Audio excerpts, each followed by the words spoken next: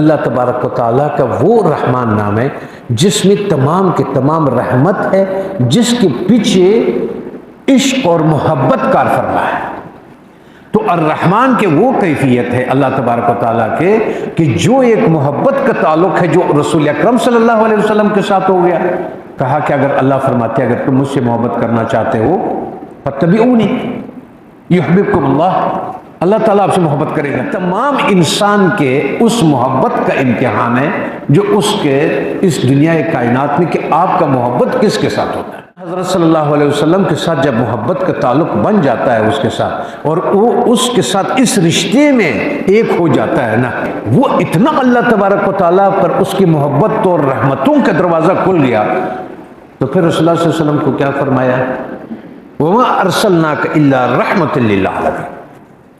لیکن جیسے اس کا پہلا انسان کا بنیاد آدم علیہ السلام ہے، اس طرح سے ان محبتوں کا اور اس تعلق کا بنیاد جو پہلا قدم جو ہم کہتے ہیں کہ حضرت ابراہیم، آپ نے سلسلے کے لوگوں میں سنا ہوگا پڑھا ہوگا کہ یہ لطیفے زیر قدم حضرت ابراہیم علیہ السلام ہے، یہ لطیفہ زیر قدم حضرت موسیٰ علیہ السلام ہے، یہ زیر قدم وہ ہے۔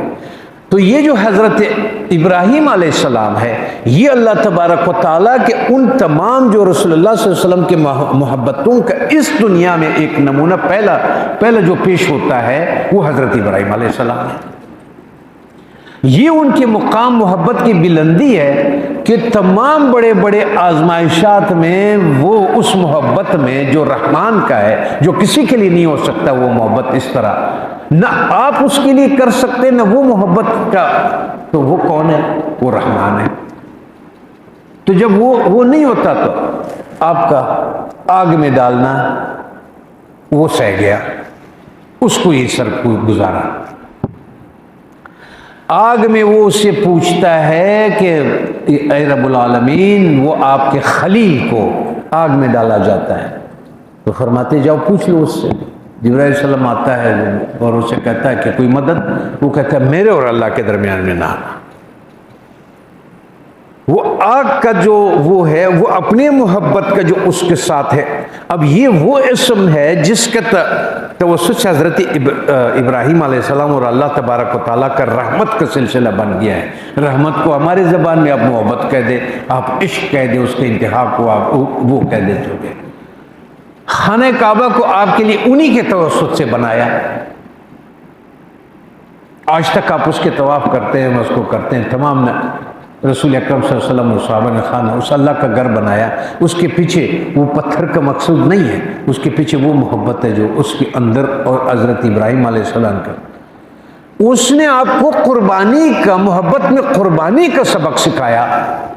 اور قربانی کا سبق کیسے سکھایا؟ کہ اس نے اپنی اولاد کے لیے کہا کہ میں یہ چاہیے تو میں پیش کرتا ہوں۔ اب ہم لوگ بھی اولاد والے ہیں، آپ مجھے کہہ دیں کہ میں آپ کا یہ انگلی کاٹتا ہوں، پوری رات مجھے نیند آئے گا، یا میں ایسے آرام سے آپ کو اپنے آپ کو حوالے کر دوں گا۔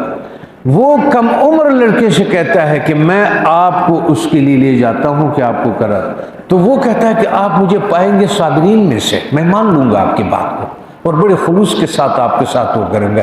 یہ بھی ایک رحمت کا، الرحمن کا وہ رنگ ہے جو اس میں نظر آتا ہے، جو اللہ تعالیٰ نے اس پہ رحم کیا۔ اور یہ رسول اکرم صلی اللہ علیہ وسلم کا سلسلہ ہے جو آ رہا ہے آگے۔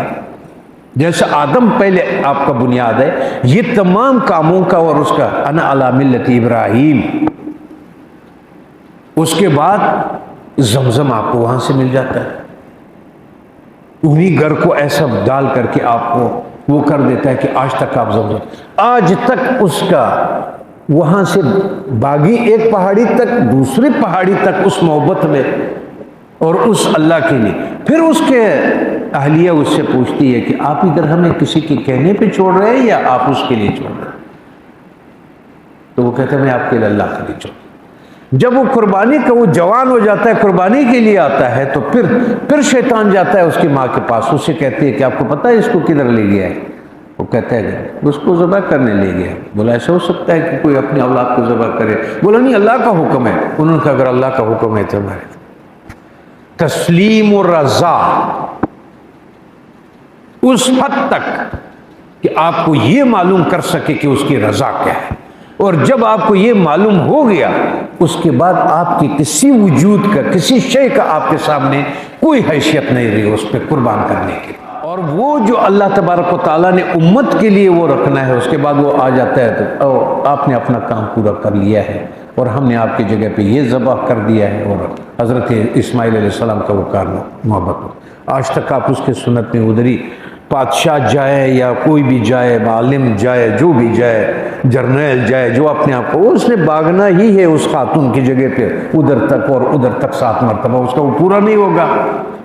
وہ سب اس کا منظور شدہ فعل ہے کہ محبت کی وجہ سے الرحمن نے جو اس کے اوپر رحمت نازل کیا تھا وہ رحمت والا ایسے مقبول ہو گیا کہ جو رحمت چاہتا ہے وہ اس طریقے کو اپنائے گا.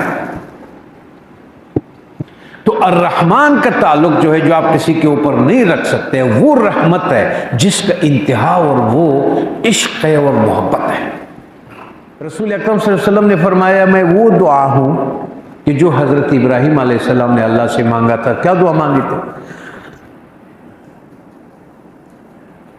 ربنا وجعلنا، اے ہمارے رب ہمیں کر. اب وہ جو عشق والا آدمی ہے، اب ابراہیم علیہ السلام پہ جب آپ جائیں گے چونکہ لطیفہ اس کے قدم کے نیچے ہے تو جب آپ لطائف کے حوالے سے جائیں گے تو بہت کچھ ملے گا. اس کا بیان سے واسطہ نہیں ہے کہ میں آپ کو بتا دوں. ان کی باتوں میں آپ محسوس کریں قرآن کیا فرماتے ہیں کہ وہ کیا بول رہا تھا. اس بولنے کے پیچھے، ان کے بولنے کے پیچھے کیا ہے؟ ان محبتوں کا اظہار ہے اور اس بندگی کا جو حمد میں ہے وہ ثنا، وہ حمد والا تعریف، اطاعت کا شکل دے کے اس میں کیا الفاظ میں نظر آتے ہیں. ایک لفظ میں ربنا، اے میرے رب. کس میں بتایا؟ رب العالمین. وہ تو آپ نے پہچان لیا کہ رب کیا ہے. نام کیا لیتا ہے اس کا؟ رب، جس نے سب کچھ بنایا ہوا ہے. تو اب کیا بناؤ؟ اب وہ عشق میں محبت میں اسے مانگ رہا ہے. وجعلنا، ہمیں ایسے بنا، ہمیں ایسے کر دے مسلمین لک کہ جو ہم تیرے سامنے گردن رکھنے والا، ایسا نہ ہو کہ ہم تیرے بغیر کسی چیز کی طرف ادھر ادھر ہو جائیں نا. ہمیں وہ بنا لے کہ جو ہم تیرے سامنے وہ جو سرب سجود ہوتا ہے، جو اطاعت ہوتا ہے، جو فرمان برداری ہوتی ہے، جو آپ کی مرضی ہے ہمیں اس کا بنا دو. ٹھیک. وَمِن ذُرِّيَّتِنَا، اس کے بعد میرے اولاد نسل میں سے امتا مسلمتا لک، ایسی امت بناؤ جو تیرا فرمان بردار. یار ہم کیا مانگتے ہیں کہ میرے اولاد کے پاس کوئی اچھا عہدہ. اگر میں اتنی اللہ تعالیٰ کے قریب ہوں تو میں اسے مانگوں یار کسی صوبے کا وزیر اعلیٰ تو بنا لو، اس کو فلاں تو بنا لو، اس کو ایسے میرے اولاد کو ایسے رکھنا کہ کبھی بھوکا نہ ہو جائے، کبھی وہ ننگا نہ ہو جائے، کبھی اس کی چپل نہ ہو، کبھی اس کے گاڑیاں اچھی ہو ان کے پاس، اس کے پاس یہ ہو. اس سوچ کو دیکھے جو میرا ہے اور اس سوچ کو دیکھ لیجئے گا کہ اس کیفیت محبت میں جس پر الرحمن نے اس کے ساتھ وہ محبت کیا ہے، وہ شکل محبت کے اس رحمت کا شکل وہ نظر آ رہا ہے، اس میں اس کا وہ وجود نظر آیا آپ کا کہ کیا کرنا ہے. وہ من ذریتنا امتا مسلمہ لک، جو تیرے فرمان بردار ہو اور آپ پر ایمان لانے والے. وَأَرِنَا مَنَاسِكَنَا وَتُبْ عَلَيْنَا، اور جو آگے کیا فرماتے وہ ہو جو تمہاری عبادت کی ترتیب سکھا دے. کیونکہ وہ تو ادھر دیکھ چکا تھا کہ وہ عبادت کر رہے تھے، بت پرستی بھی کر رہا تھا، وہاں سے بھی تو گزر چکا ہے نا، وہ بھی سارے بت توڑ چکے ہیں وہ تو وہ بھی تو ان کے ذہن میں ان کے تجربے میں ہے. وہ کہتا ہے ایسا ہو جو صرف تیری عبادتوں کو ترتیب دیتے، اس کے مناسک اس کے دو. انک انت التواب الرحیم، بے شک تو ہی بہت توبہ قبول کرنے والا ہے. اب اس کے دعا میں ساتھ ساتھ استغفار بھی ہے کہ میں اس لیے نہیں مانگتا ہوں کہ میں نے کچھ کیا ہوا ہے، میں اس لیے نہیں مانگتا ہوں. اللہ تبارک و تعالیٰ کا قرآن مجید میں ایک آدمی بھول گیا، حافظ، میں نام بھول گیا کہ کون تھا، جو پڑھ رہا تھا عرب میں کہ السارق والسارقۃ، تو جس کا ہاتھ کاٹے چور کا، اس نے یہ آیت پڑھتے ہوئے عزیز الحکیم کے بجائے پڑھ لیا غفور الرحیم.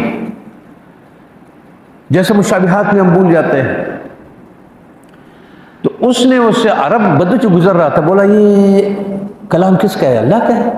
کہ ہاتھ کاٹ تو اس نے کہا. فرمانے لگے کہ غفور رحیم ہاتھ کاٹنے کے ساتھ نہیں آ سکتا، یہ شاید آپ بھول گئے. وہ جو تھا وہ حافظ نہیں تھا، وہ شاعر اور ان اصولوں کو جاننے والا. میں تو بھول گیا، عزیز الحکیم ہے وہاں. یہ ٹھیک ہے. تو قرآن مجید میں جو اللہ تبارک و تعالیٰ اس بات کو جو کرتا ہے اور آپ تک اس کے کیفیت اور اس کے اپنا ارادہ اور اپنی حقیقت آپ تک پہنچاتا ہے، تو الفاظ بھی ایسا رکھتا ہے کہ مناسکنا وتب علینا، عبادت کے قاعدے بتا اور ہم پہ اپنا رحمت کے ساتھ رجوع فرما. رحمت کے ساتھ رجوع کرنا ہماری طرف، وہ الرحمن والا سلسلہ ہمارے ساتھ کرنا. انک انت التواب الرحیم. آگے کیا فرماتا؟ ربنا وابعث فیہم رسولا.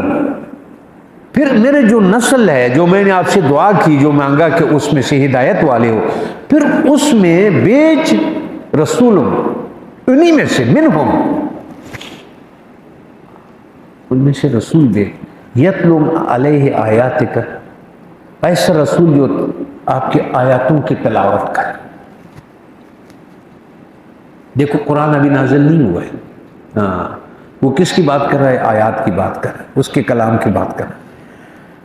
رسول انہیں سے ان پر تیرے آیتیں تلاوت فرمائے اور انہیں تیرے کتاب کے بارے میں بتائے اور حکمت بتائے. والکتاب والحکمہ.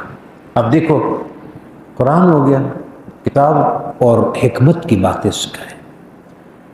جو اللہ تعالیٰ تبارک و تعالیٰ نے ازواج مطہرات کے بارے میں یہ آیت آئی کہ اب تم گھر میں رہو، حکمت سیکھو.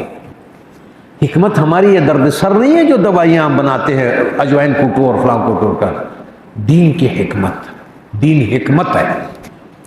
کام جو دیکھتے ہیں اس میں سے اچھائی کیا ہے، برائی کیا ہے، چیزوں کو پہچاننا، حقیقتوں کو پہچاننا، یہ حکمت ہے. وَيُزَكِّيهِمْ. اگلے کیا ہے کہ ان کے نفسوں کا تزکیہ کرے. تو حکمت کا تعلق قلب سے ہے اور یزکیہم کا تعلق تزکیہ نفس سے ہے، اور وہ تزکیہ قلب سے ہے. اور وہ جو کتاب اور آیات ہے اس کا شریعت سے ہے کہ شریعت بھی سکھا دے، دین شریعت کے ساتھ دے، اور پھر اس کے بعد حکمت سکھا دے اور پھر اس کے نفسوں کا تزکیہ کرے. انک انت العزیز الحکیم. آپ تو بہت غالب اور حکمت والے ہیں نا، آپ جانتے نہیں باتوں کو کہ اس میں. پھر اللہ تعالیٰ فرماتے ہیں، اب اللہ تعالیٰ پھر کیا فرماتے ہیں؟ وَمَن يَرْغَبُ عَن مِّلَّةِ إِبْرَاهِيمَ. کون منہ پھیرے گا؟ ایک منہ پھیرنا تو ہم یہ کہ ہم کسی چیز بدبودار کو، کوئی خراب کو، کسی چیز کے منہ ایسا کر لیتے ہیں.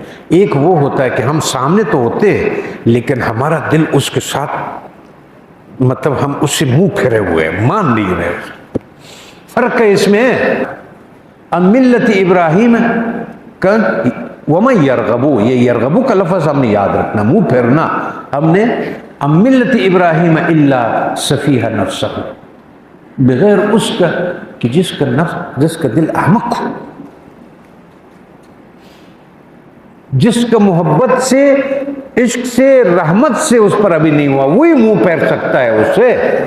وہ دور ہو سکتا ہے، وہ چھوڑ سکتا ہے، وہ انکار کر سکتا ہے، وہ تعلق لا تعلق رہ سکتا ہے. ورنہ جس کے محبت ہوگا اور جس کا یہ ہوگا، وہ کیسے اس راستے کو، ابراہیم کے ملت کو اور دین کو، کون اس سے منہ پھیرے گا؟ وَلَقَدِ اسْتَفَيْنَاهُ فِي الدُّنْيَا. کیا؟ بے شک، بغیر شک کے ضرور ہم نے اس کو چن لیا ہے، پسند کر لیا رحمت سے. اس پہ ہم نے رحمت کر دی، اس سے ہم نے محبت کی، اس سے ہم نے دوستی کی، اس کو خلیل بنایا. اب یہ سارے الرحمن کے تحت آتا ہے، جس کا اختیار اس محبت کا اس کے پاس ہے، وہ چیز. وَإِنَّهُ فِي الْآخِرَةِ لَمِنَ الصَّالِحِينَ. اور بے شک وہ آخرت میں ہمارے خاص قرب کے قابلیت والوں میں ہے.